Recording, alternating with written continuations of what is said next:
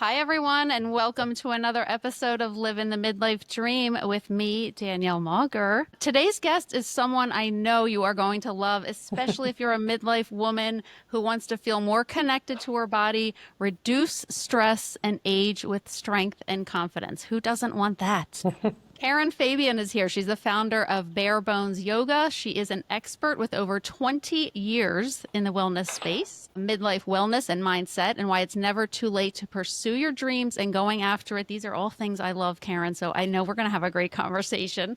And I know you teach a lot about confidence. So I definitely want to get into that today as well. When I was reading about you, I read that you left a corporate career to pursue your passion for yoga. And you've been teaching ever since. So first of all, welcome. I'm so Thank happy. you. So Thank you happy for you're here. having me. Yes, I'm super excited to be here and I'm really looking forward to whatever comes up. Okay, cool. Well, in this episode, I do really want to deep dive into finding confidence. I think that's something that comes up a lot for midlife women, and I definitely want to get into that.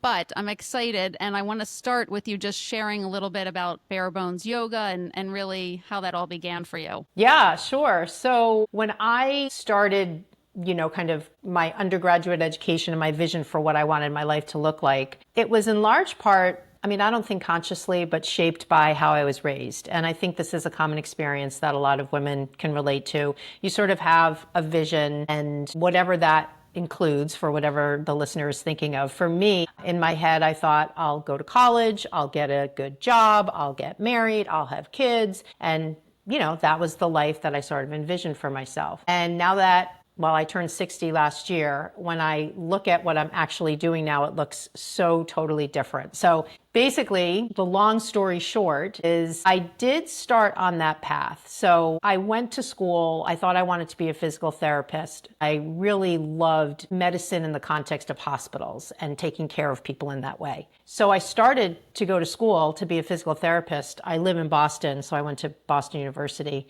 Has a really good PT program. And about halfway through, I said, I don't think I want to do this. I think I want to work with the whole person, the mind and the body. And so I switched my undergrad focus and I graduated and started working as a social worker and a discharge planner in different hospitals. And I worked with people who were traumatically injured, brain injured. I helped them with all the aftercare so they could get out of the hospital in a timely way. Wow. And what happened from that point was this was back in the day when recruiters would call you and try to recruit you away from your current job. You can probably remember, like, I don't even think this happens now, but it was very common back then that you would often find a job because you would get a blind email from a recruiter and they would say, hey, we heard about you somehow. So I ended up working for a number of different places that were outside of the hospital setting. And I started to really develop a business career in healthcare. I got married. I married somebody that I went to college with. So that started that phase of my life. I had a corporate career. I was married, and I pretty much thought at that point that was going to be it. And things took a turn. It was sort of a gradual turn. My marriage wasn't a good fit for either of us, and it wasn't anything traumatic or upsetting. It was just sort of this slow realization that we weren't right for each other. And I think because we had such a long friendship, sort of the ending of the marriage was very respectful and very sort of sad. And at the same time, we knew that that was the end of the road for us. And so that was sort of the first point in my life when I realized, things are going to be a little bit different than I thought. And at the time I was living outside of Boston. And so I moved back to Boston. I bought a house on my own. And at a short time after that, randomly went to a yoga class. And it was, I can remember it as if it was yesterday. It was a completely transformational experience for me to be in a room with someone leading us through a physical practice that also had to me, a very clear sort of psychological mindset component. I knew when I took that class, this is what I'm destined to do. This is my, in yoga, they talk about your dharma. It's your spiritual calling. And in that moment, I said, this is what I'm meant to do. It's exercise, it's mindset, it's coaching, it's helping people reach their highest potential, it's physical movement, it's anatomy. It was this beautiful amalgam of all these things that up until that point in my life had been really important to me. And so that really began a process of about 2 years of training with, at that point, who was my mentor teacher, figuring out how I was going to possibly leave this six-figure job to teach yoga, which my friends thought I was crazy. And my parents said, "What are you doing with your life?" But because I'm a very pragmatic and practical person, I mapped out a plan. I sold my house. I downsized to a condo in Boston, closer to the studio. And when I sold my house, I had a nest egg from the sale. And that allowed me to leave my job, which is what I did. And Wow, I that's awesome. started teaching yoga full time. And that was really the beginning of, I mean, part of me wants to say leaving that part of my life behind, but it really wasn't leaving it behind. I mean, even when I work with women on the coaching side of things, you never really leave a part of your life behind. It always informs some aspect of how you live your life today. And Absolutely. so that really was the beginning of, I mean, now it's 20 years ago, 22 years ago, but the beginning of my path teaching yoga. And it's really morphed from there into so many other aspects of that. Oh, that's awesome. So you were in your like early, maybe around 40 years I old was when this in happened? my early 30s, like my mid 30s when I Oh, okay. left my corporate job. Yeah, it Okay. was 2000. So you've been teaching yoga ever since? Yeah, so what it looked like is for a while there, I taught for the studio system that was run by the person who trained me. And that's a very common, at least back then, it was a very common path. You developed a Yeah. really close relationship with the person who trained you and you wanted to teach for that person. That person had built up a reputation and had Yeah. studios and trainings and things like that. So my first foray into teaching was teaching for somebody else. And I did that for a while and I loved it. The problem was I wasn't making enough money. Right. And that became pretty soon quite problematic. I built up about $30,000 of debt. So what I did was I went back to a different division of the company I had left and I taught part-time. Okay. And I did that, paid off the debt. That was about 2 years. And then when I reemerged full time teaching, I did it on my own. And that was the creation of Bare Bones Yoga. There's a little story about that name, but suffice it to say, that really was the difference between version 1.0 and version 2.0. I really was an entrepreneur in version 2.0, whereas Hmm. before I was really sort of under the umbrella of this other person's business. Right. But that somewhat limited what I could do. So when I reemerged, it was around 2008, after teaching part-time for a while, I created my own brand. I created my own business. I created a whole bunch of opportunities to teach in different settings. My expertise is in anatomy, so I began to train teachers on that. Mhm. And then long before COVID, I created an online training program for teachers. And then, of course, during the pandemic, that really took off. And so that's allowed me, along with several books I've written and training teachers all over the world around how to build their confidence as yoga teachers, which in part is understanding anatomy and how to share it in what you say when you're teaching and the Mhm. sequences you offer. But what I've found is most of the people I work with are women. A lot of them are in their 30s, 40s, 50s, and 60s. Some of them are getting into teaching as a second half of their life. Maybe they're retired or thinking of retiring. And some of them work and teach. Yeah. And some of them are younger and work and teach. So I have an opportunity to really work with women in a one-on-one way, and then I have some group programs. And so I learn a lot about how they think. Yeah, that's awesome. And to go back to that, like it's actually a really good teaching point to point out here that you started off, you left your corporate job, you're like, okay, I'm doing this full time into teaching, but you weren't making money, you incurred debt. So instead of looking at it like I failed, I'm done, I'm never doing that again, you went back, got out of debt, and then figured out a way to do it and have a plan. So I just think that's a really good point to make. It's like they always say like failure is your greatest teacher, right? So that's kudos to you. Yeah, thanks. I mean, that actually, the lessons I learned became my first book. So many yoga teachers become teachers when they go to a teacher training and they get so inspired that they're motivated to sort of leave the life they have and they have this idealistic view of teaching yoga, and they get into a similar scenario like I did. And so Hmm. I wrote the book from the lessons I learned to prevent yoga teachers from doing the same thing I did. That's awesome. All right. Well, let's talk about women because you just touched on a little bit. So I wanted to ask you this question. For a woman that's in midlife, maybe who has never done yoga before, where would you recommend that she start? Yeah. So start, I mean, this is going to sound kind of crazy, but start anywhere. Start anywhere, any place with anything. I mean, it could be as basic as tomorrow morning before you get out of bed, you take a big stretch in bed, you hug your knees into your chest, and you drop your knees to the right, and then you drop your knees to the left, and then you get up and you stretch. I mean, it sounds organic and it sounds natural. That is essentially what yoga is. It's this very sort of organic, natural practice that we can blend into our day. I think the problem for so many people is that the marketing around this multi-million-dollar industry that is yoga has made people think, I can't do that. You know, I live here in Boston. Recently, Aloe opened a store on Newbury Mm. Street, which is like our whatever, Yeah. Champs-Élysées or whatever.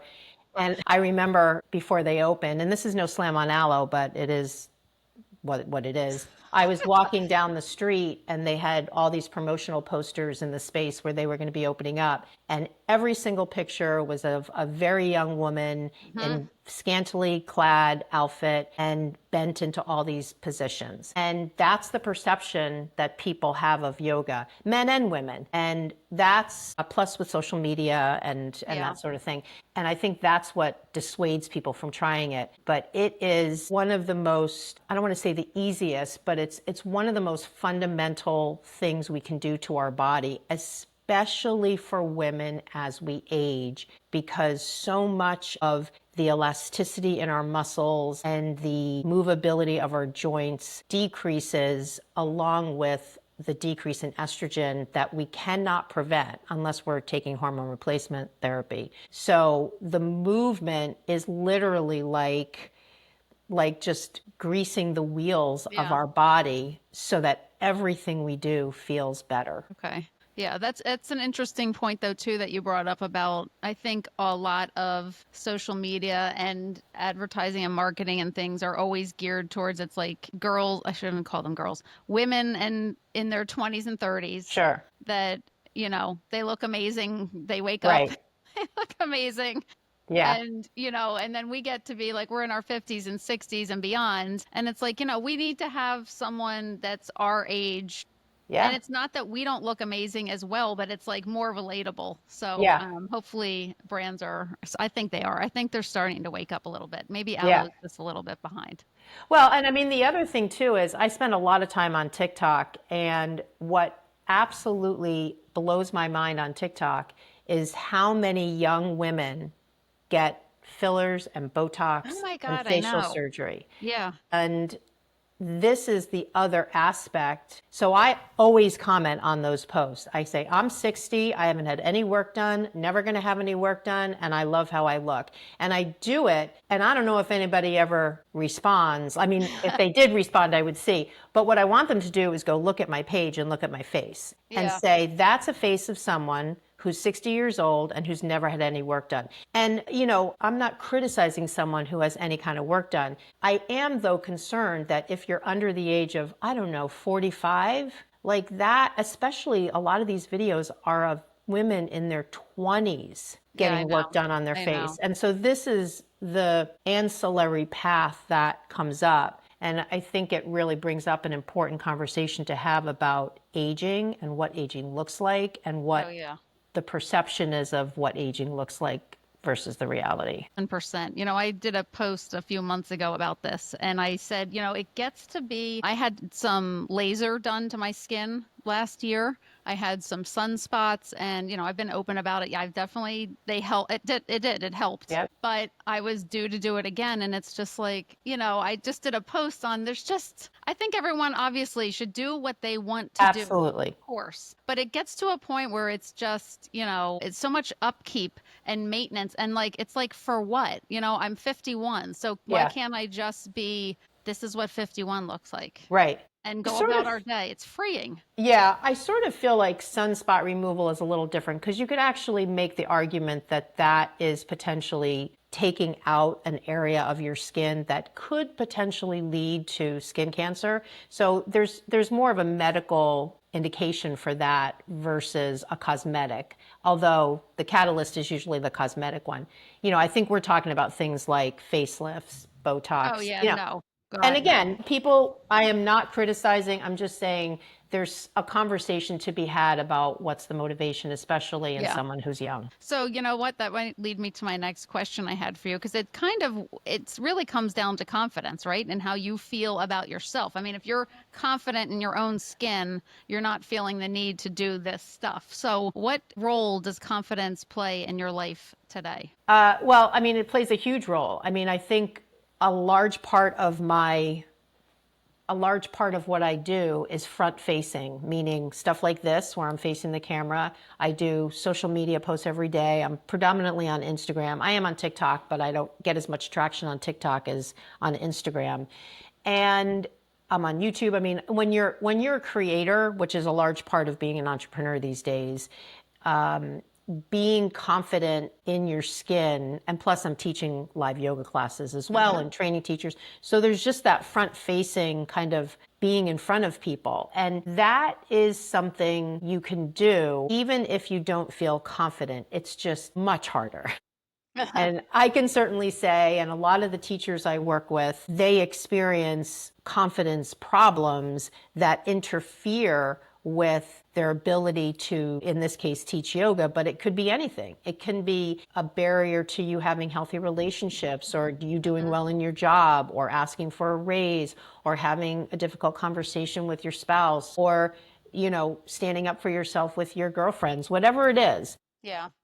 There are lots of ways. I mean, confidence is more the word we say, but underneath it, it's almost connected to, do I value myself and my self-worth? Yeah. Yeah, that's great. All right, let me switch gears here and ask you Sure. this.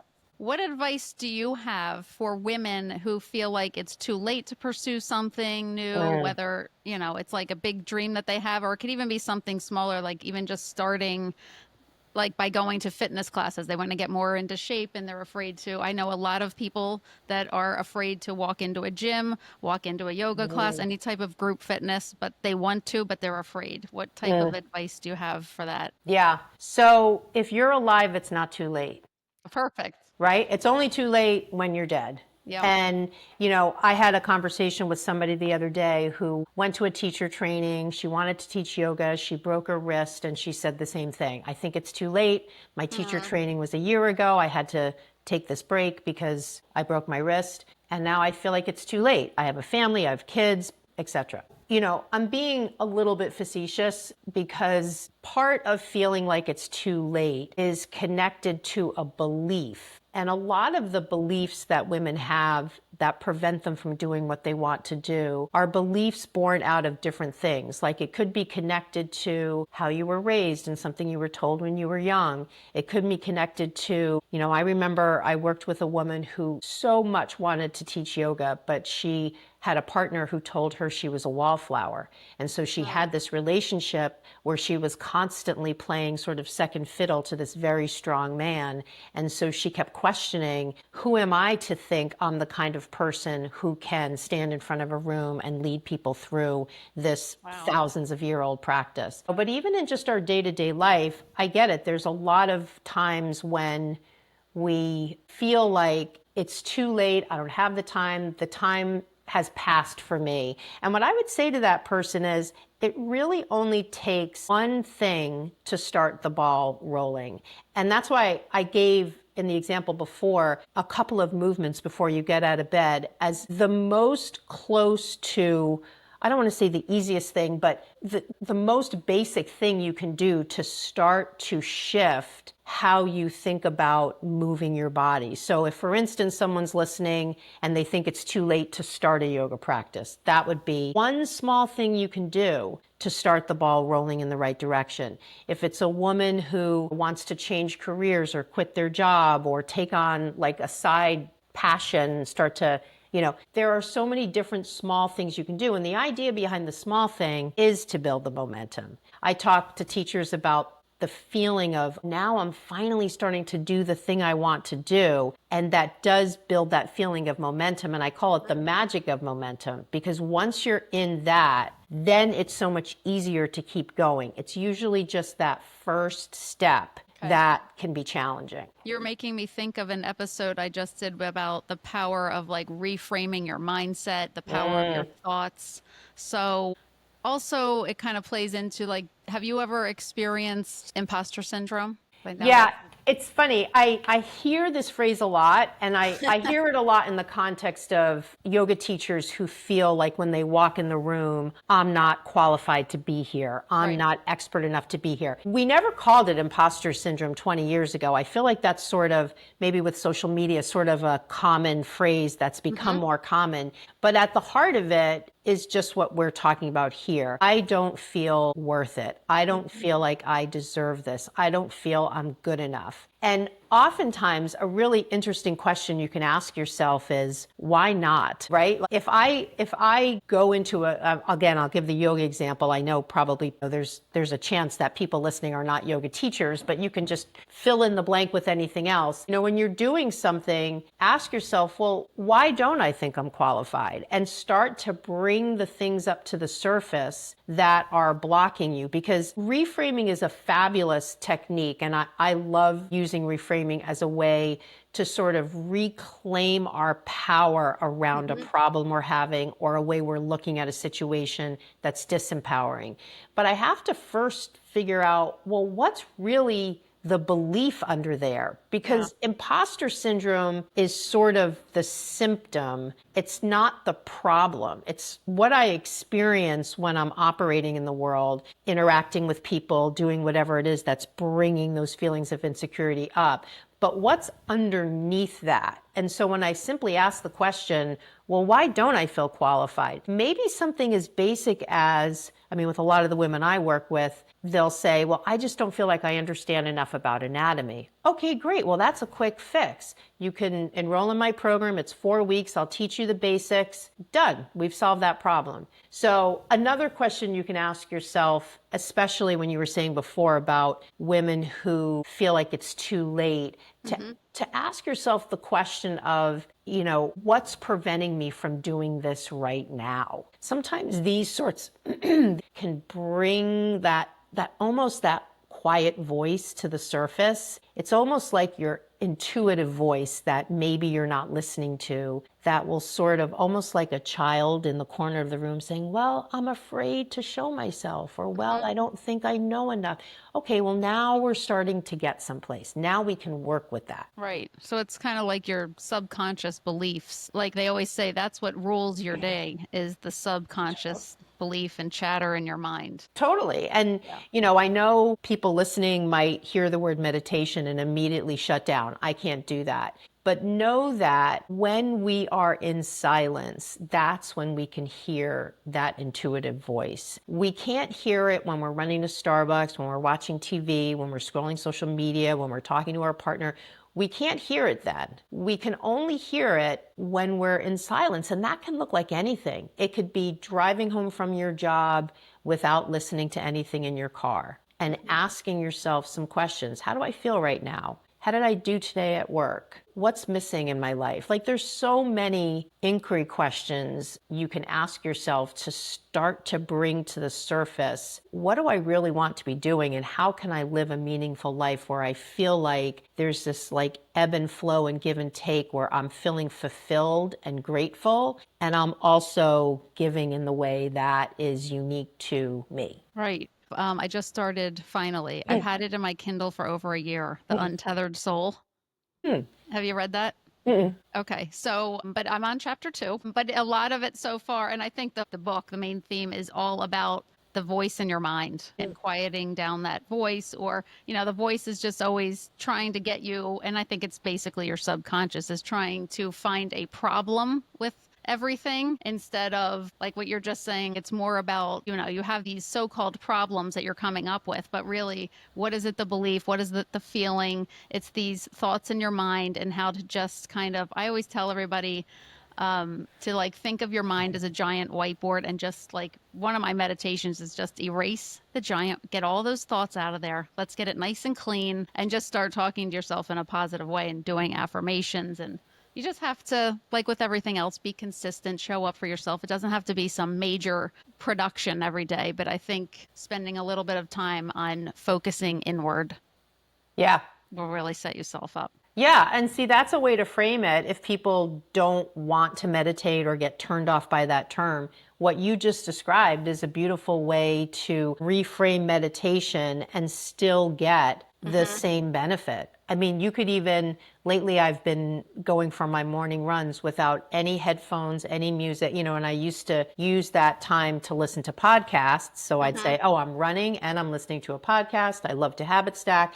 But Yeah. now I love to have nothing to carry, nothing in my ears from a safety perspective crossing the street, and I can hear nature. Yeah. And so I do this really good, like meditative thinking as I'm running. And so I feel like I'm sort of checking the box and habit stacking, but in a way that connects me to nature, which is Absolutely. naturally meditative. So Yeah. there's lots of ways you don't have to just sit on a cushion and meditate. Yeah, absolutely. Let me ask you. So, I owned a fitness studio like you way back, and I really experienced like so much stress and burnout with it. I ended up saying goodbye to it because it was too much. So, I'm just curious how you stay grounded while running a business in the wellness space because I know you can experience burnout. Yeah. So I'm going to say something that, I don't want to discount when people feel burnout, especially because you're expressing this.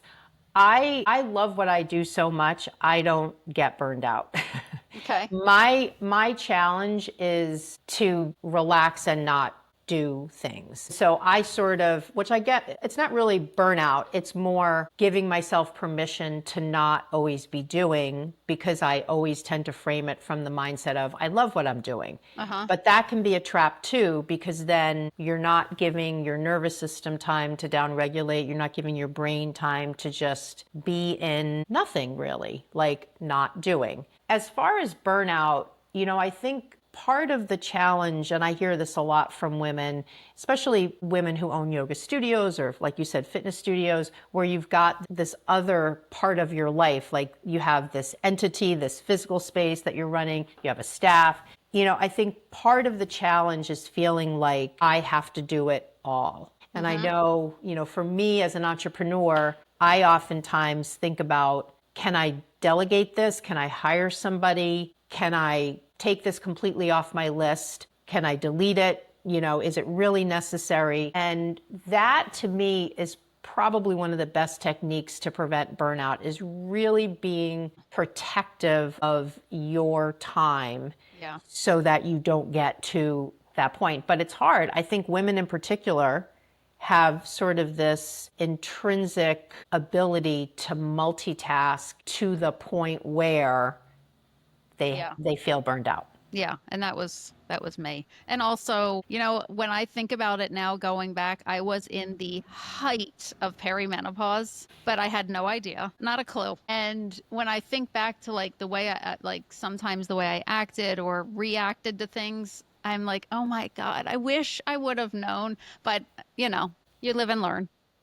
Yeah, I mean, I think one of the wonderful things about where we are right now in terms of information about menopause is that there's so much more info out there. And there are Absolutely. so many amazing female physicians who are advocating Yeah. for this information to be out there, for research, more research to be done on women. And I think right now we're really at the cusp of big changes in medicine with respect to the education of physicians, Mm. women advocating for their own health, women being more knowledgeable oftentimes than their primary care providers around Mhm. hormone therapy, around their symptoms. And, again, I spend a lot of time on TikTok. Mary Claire Haver and other physicians are just out there just blasting information every day. Yeah. And it's a really important piece for women to understand about their health that now I feel like we're finally getting info. And like you said, you look back on things and you think, wow, that could have been Oh my because of what God. I was going through. It's like, oh my God. Yeah. But anyway, I made it through and here Yeah. I am today. I'm Yep. doing good. Yep.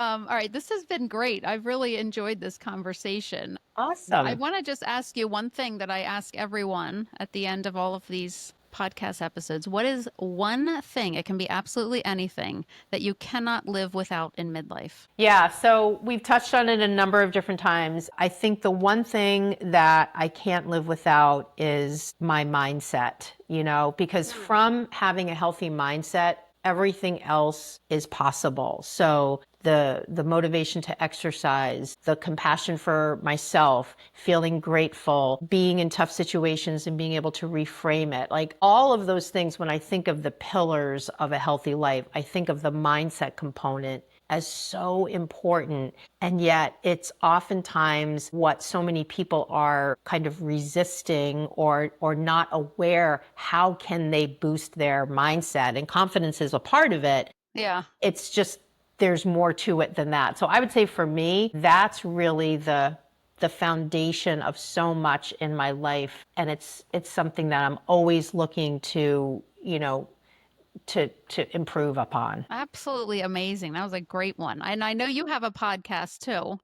Yes, I Where have can a everyone find podcast. you? Yeah, I have a podcast. Of course, it's primarily for yoga teachers, but I do have a lot of guests on that Okay. really speak to the kinds of topics we're talking about because yoga teachers are people. Yes. And most of the people that I work with are women. So the challenges that they face really are part of the human experience, Right. not just the yoga teaching experience. So, yeah, so my show is called Conversations for Yoga Teachers. Okay. And yeah, it's And we can been find that wherever podcasts are. wherever podcasts are. And then Okay. the other thing I'll just mention, since we talked about confidence a lot, I have a 5-day confidence challenge, which is a Okay. self-guided experience. And every day focuses on a different aspect of boosting your confidence. There's a little bit of physical movement. There's a little bit of mindset. There's even a piece where I talk about what you wear. So it's a fun sort of self-guided 5-day little boost to how you feel. And I'll send you the link. Okay. And Yeah, I'll put it in the show if you notes. want, you could put it in the show notes. Yeah. Absolutely. That sounds amazing. Thank you so much. You're an amazing guest. Thank you I for love the having me. conversation. Same here. And everyone, thanks for listening so much. If you liked this episode, please share it with a friend. Please rate and review, and we will see you next week. Thank you. Okay. Thank you.